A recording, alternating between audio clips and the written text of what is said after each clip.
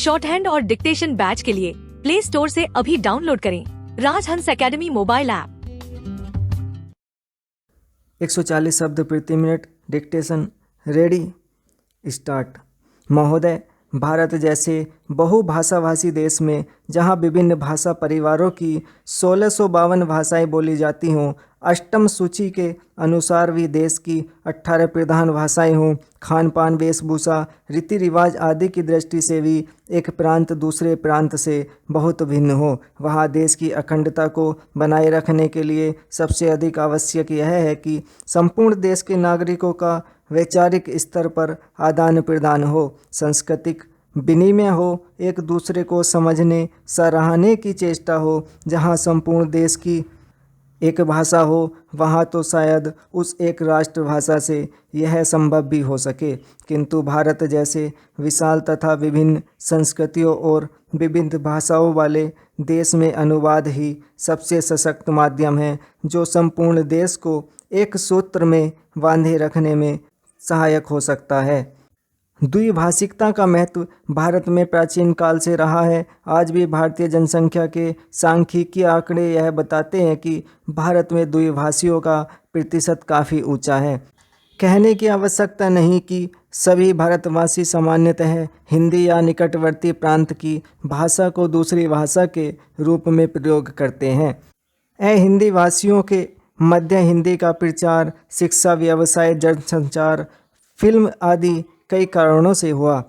द्विभाषिकता का महत्व रोजी रोटी तथा आत्म विकास या आत्म प्रचार से बढ़ता है। यह द्विभाषिकता अनुवाद की मूल भित्ति है। एक व्यक्ति अपने भावों व विचारों को दूसरे तक पहुंचा सके तथा दूसरे की बात स्वयं समझ सके, इसलिए वह दो या अधिक भाषाएं सीखता है। यह व्यावहारिक सत्य है कि जो व्यक्ति जितनी अधिक भाषाएं जानता है वह उतना ही बहुज्ञ है, क्योंकि भाषा के सहारे उसका परिचय क्षेत्र तो बढ़ता ही है, वह विभिन्न भाषिक संस्कृतियों से भी परिचित होता है। चेंज।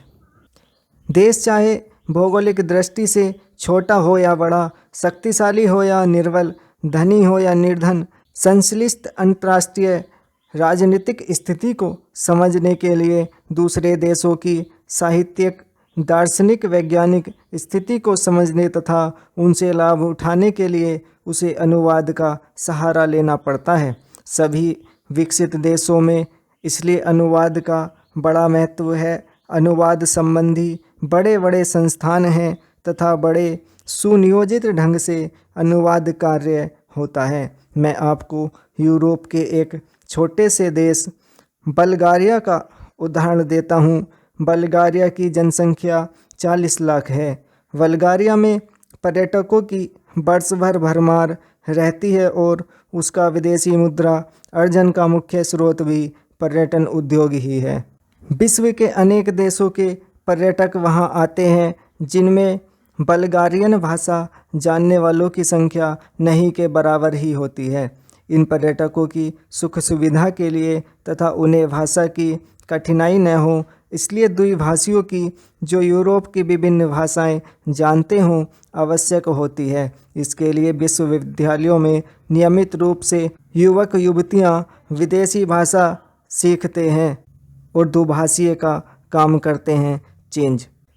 महोदय, सरकार की ओर से इन भाषा संस्थानों को विशेष संरक्षण तथा सुविधाएं प्राप्त हैं। यह द्विभाषी केवल पर्यटन से जुड़े हुए हों ऐसा नहीं है। दूसरी भाषा सीखकर ये अनुवाद कार्य करते हैं। प्रकाशन संस्थानों में, जनसंचार माध्यमों में तथा विज्ञान निकायों में प्रतिष्ठित अनुवादक के रूप में जाने जाते हैं।